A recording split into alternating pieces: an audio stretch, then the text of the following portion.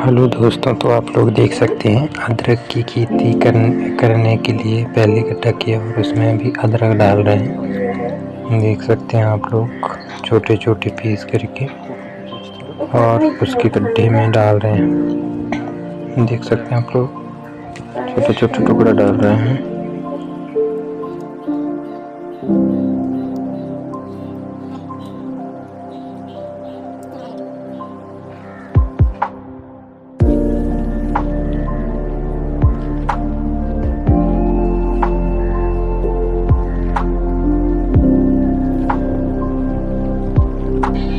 और अब अदरक डालने के बाद थोड़ा थोड़ा गोबर का खाद डाला जा रहा है। देख सकते हैं आप लोग वीडियो में। उसी के साथ में पहले अदरक डाली, उसके बाद में अब गोबर का खाद थोड़ा थोड़ा सभी जगह अदरक की जगह पे डाला जा रहा है। खाद डालने के बाद अब पैकिंग किया जाएगा। ऊपर से मिट्टी डालेंगे इस पे। देख सकते हैं आप लोग मिट्टी डल गया है और मैं मिट्टी डल रहा है। अच्छी तरीके से इसको पूरा बराबर कर देंगे।